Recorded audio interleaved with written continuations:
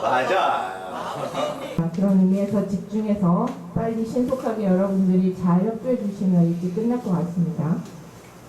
복음은 good news라고 하는 이 복음은요, 그 선하신 하나님의 그 기쁜 소식이라고 우리들이 보통 알고 있는 그 복음은요, 사실 그 복음이 퍼져나가는 어떤 통로나 방법에 있어서는 그렇게 우리가 생각하는 어떤 상식선을 넘어갈 때도 있어요.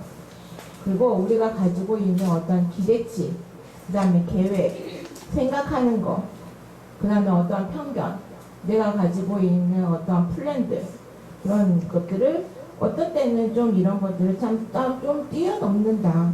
상식 밖에 어떠한 통로나 방법들을 동원하셔서 하나님은 일하신다 하는 것들을 느낄 때가 가끔 있습니다.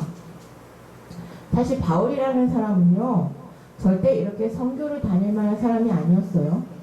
때려 죽여도 성이 안 찰 만한 사람이죠.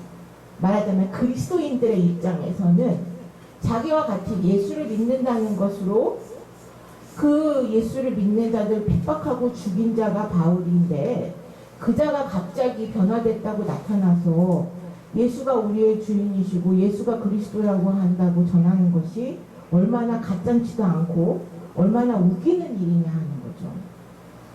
근데 하나님은 그 말 같지도 않은 사람을 통해서 선교의 이 거대한 프로젝트를 이제 펼쳐져 가고 계신다는 거예요. 그런데 이러한 어떠한 기괴한 일들이 우리 주변에서도 분명히 일어난다는 거죠.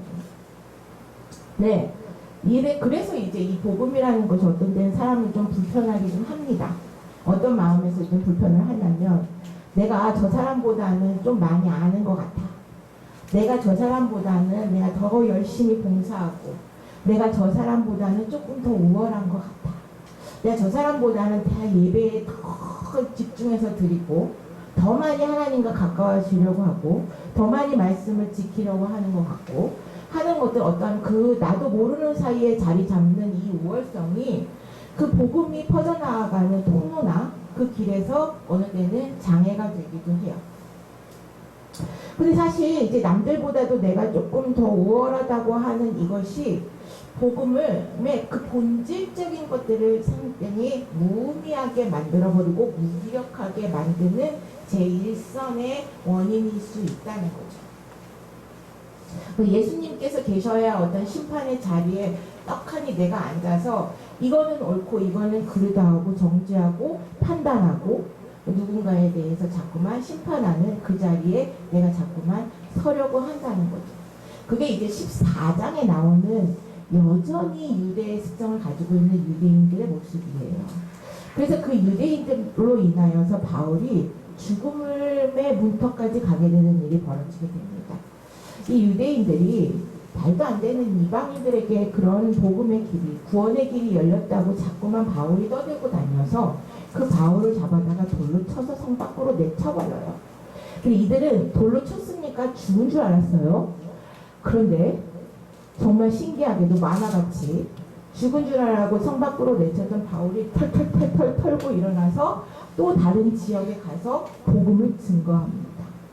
15장의 서두는요, 우리가 이미 익히 알고 있는 이 안디옥 교회에 이러한 말 같지도 않은 유대인들의 어떠한 참 무리들이 들어와서 사람들을 혼란시키는 일들로 또 시작을 합니다.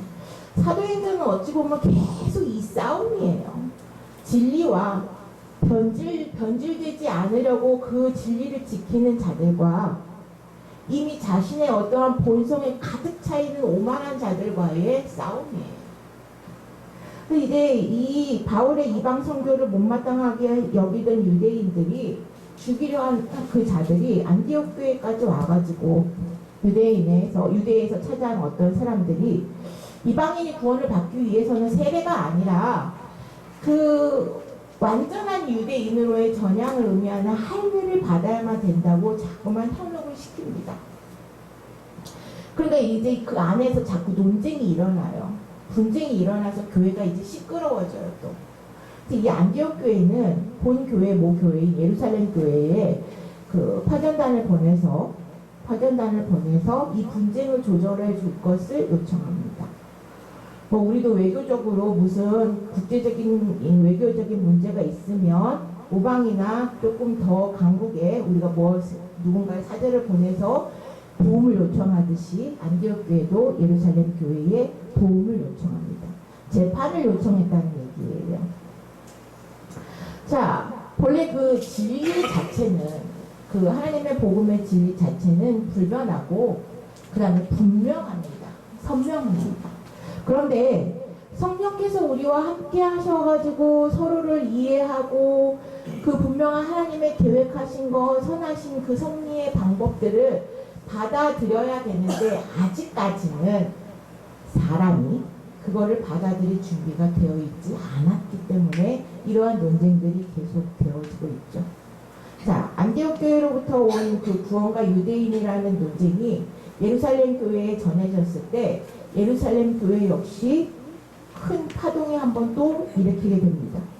근데 그들이 여전히 변질의 요소가 남아 있었다는 거죠. 지난번에 얘기했듯이 물이 포도주가 되는 거는 굉장한 화학적인 변화고 굉장히 이제 생각할 수 없는 맛이라는 것이 생겼다는 것에서 굉장히 큰 변화지만 여전히 그 포도주 안에도 물이라는 성분을 가지고 있기 때문에 우리의 참 포도나무요 그 열매 되시는 예수가 우리하고 결합되어지지 않고 그 예수가 내 안에 없게 되면 우리는 몸이 건조하고 아무 맛도 아무 색깔도 낼 수 없는 다시금 그 물로 돌아가게 될 수 있다고 말씀드렸어요.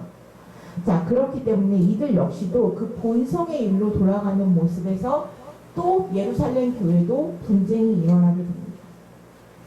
근데 이제 다행히도 안디옥 교회에서 발생한 이방인 구원에 대한 논쟁이 예루살렘 교회에서는 판결이 나기를 주 예수의 은혜를 통하여서 차별 없는 구원이 확신되어지는 이 재판이 이제 의 결과가 나오게 되고 이를 안디옥 교회에 편지로 보내지는 것이 오늘 제가 읽어드린 본문의 말씀입니다. 예루살렘 교회가 안디옥 교회를 찾아가서 무슨 얘기를 했냐면 논쟁을 야기했던 그 사람들은 우리의 교회를 대표하는 사람들이 아니라는 거죠. 그리고 바울과 바나바는 여러분이 아는 바울과 바나바는 예루살렘 교회의 깊은 신앙을 이어받은 자라고 공표를 하게 됩니다. 그리고 이제 마지막으로 유대인들을 위하여서 4가지의 사항을 지켜야 된다고 했는데 우상의 제물, 그리고 피를 멀리할 것, 목매어 죽인 것, 음행을 멀리하라고 합니다. 이는 율법에 해당하는 이야기예요. 어떻게 보면 예루살렘 교회는 이 논쟁의 어떤 접점을 잘 찾아갔는지도 모르겠습니다. 근데 중요한 거는요, 신앙을 지켜가기 위해서는 어느 때는 의견 충돌이라는 것이 나올 수도 있어요. 왜냐하면 각자의 생각하는 그 질이 다르고 결이 다르고 방향도 다르고 살아온 환경도 달랐고요.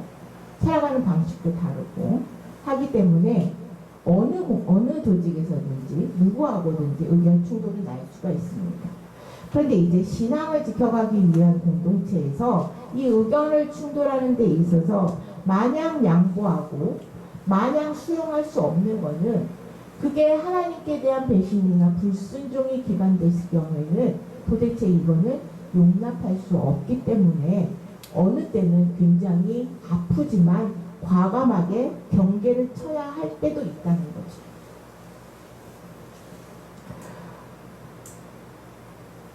여러분 만약에 어떤 친구가 나를 그렇게 좋지 않은 길 하지 않아야 돼야 지금 내 나이에서 하지 않아야 될 나쁜 일들을 자꾸만 꼬셔서 시켜요. 그거 하게 되면 내가 너한테 아이스크림 10개 사줄게. 자꾸만 꼬십니다. 오늘은 아이스크림으로 열심히 꼬셔도 넘어올 것 같아서. 자, 그러면은 여러분들은 그런 친구들을 어떻게 해요? 근데 그 친구가요, 굉장히 힘이 세고 굉장히 영향력이 커서 그 친구하고 만약에 절교를 하게 되면 내가 좀 치명타일 경우가 있다고 가정하에 그렇다면 조금 고민이 될 수도 있어요. 왜냐면 그 친구가 나를 만약에 자기 말을 들어주지 않았다고 해서 나하고 멀리하게 되면 내가 이제 그 반에서든 그 친구들의 모임에서 왕따가 되고 아싸가 되고 하게 되면 정말로 나는 외롭게 되어지고 뭔가 부족한 애처럼 되고 괴롭힘을 당할 것에 대한 어떠한 그 보복성이 두려워서 어느 때는 그냥 아닌 것 같아도 끌려가고 그럴 때가 있을 수 있어요.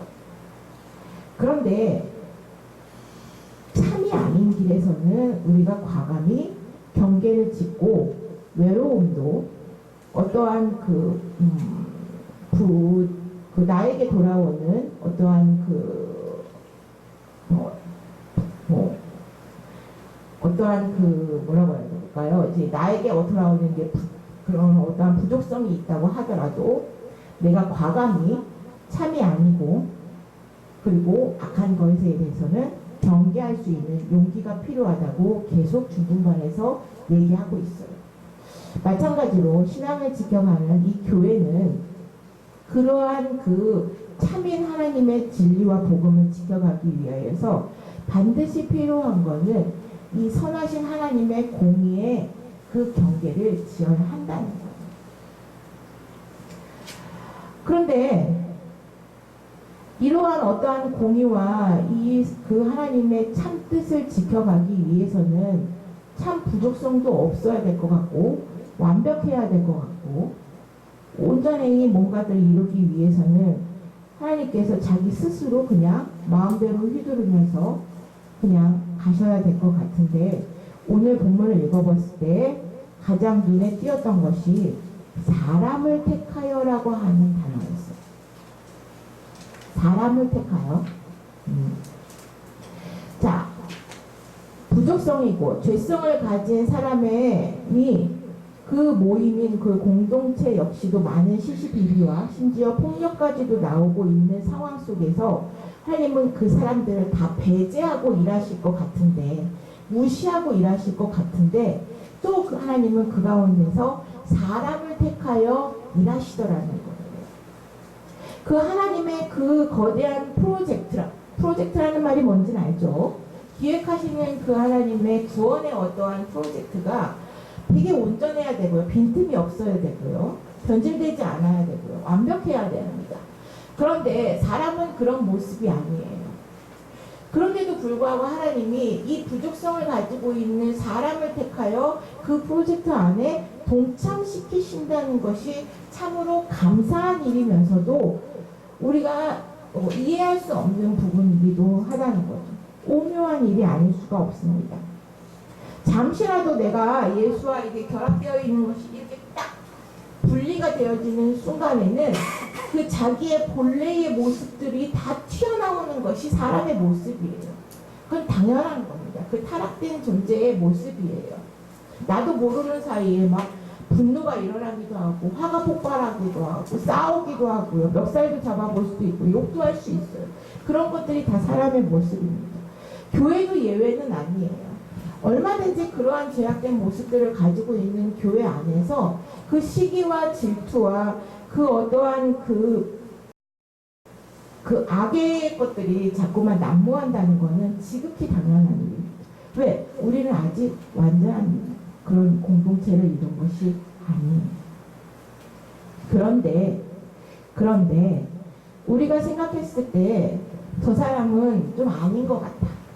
어떻게 좀 저 사람을 하나님께서 쓰시겠다고 하는 거지? 나는 저 사람보다는 내가 차라리 조금 더 나은 것 같아. 라고 하는 그러한 생각을 하는 것 자체가 어떻게 보면은 내가 하나님의 그 프로젝트를 방해하는 자가 해방꾼이 될 수도 있다는 거예요. 하나님은 그렇게 온전하고 완벽하고 무엇인가가 떳떳하고 어디 누구한테 내놔도 부족함 없을 것 같고 자랑거리가 될 만한 사람만을 쓰시는 것은 아니라는 거예요. 차라리 조금 못나도 차라리 조금 부족해도 조금은 그 안에 자기가 좀 살아있어도 아직은 세상이 좀 좋은 것 같이 보여도 그 사람을 만드셔서 하나님께서 스스로 영광 받으시고자 해서 그러한 부족성의 사람을 택하셔서 함께 일하신다는 거예요. 교회 공동체 역시도 마찬가지라는 겁니다. 온전한 하나님 나라의 공동체가 이 땅에서 실현될 때에 하나님은 그 사람을 들어서 그 사람과 함께 덧대어서 일하신다는 거예요. 이것이 지금 안디옥 교회가 서로를 존중하면서 하나님의 뜻을 구해야 할 시점에서 15장의 그 예루살렘 교회로부터 받는 편지의 내용입니다. 하나님 나라의 복음의 진리대로 이 땅에 그 하나님 나라가 온전하게 구축되기 위하여서 베드로 사도가 얘기한 신의 성품을 참여하는 것에 가장 제일 위에 있는 것은 덕을 세우는 일입니다.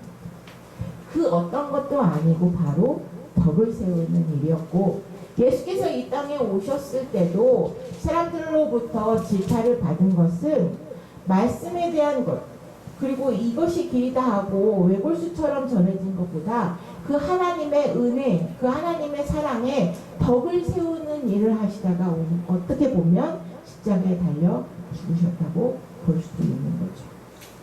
나의 판단과 좀 다를 수 있습니다. 그리고 내 주장이 항상 옳다고 생각할 수도 있어요. 그런데 하나님 편에서 보면요, 50% 100%예요. 별반 다르지 않아요. 그렇죠? 하나님 편에서 봤을 때는요, 오히려 그 판단하는 자가 더 부족한 자일 수도 있어요. 오늘 시험을 망칠 수도 있어요. 오늘 시합에서 질 수도 있어요. 오늘만 산다면 절망이겠죠. 그런데 우리에게는 또 주어진 시간들이 있고, 또 주어진 하나님으로부터 우리에게 부여받은 하나님의 영광을 돌려드려야 된다고 하고 부여받은 가치가 우리 안에 있어요. 그렇기 때문에 오늘이 끝이 아니고 또 내일이 있고 또 우리가 해나가야 할 우리의 사명이 있기 때문에 오직 주님만이 우리의 주인이시다 하는 것을 믿고 나아가는 자들에게는 하나님의 그 거대한 프로젝트 안에서 무엇인가는 어느 구석탱이의 작은 일이라도 시키시고 함께 그 일들을 이루어 가신다는 거죠. 더불어 함께 하신다는 이야기예요. 교회 공동체 역시도 그 하나님의 거대한 프로젝트 안에 동참하는 자들의 모임인 거예요. 자, 이제 말씀을 정리하죠. 어느 때보다도 반가울 겁니다. 굉장히 짧게 끝나서. 사람들은요, 참 별거 아닌 걸로 싸워요.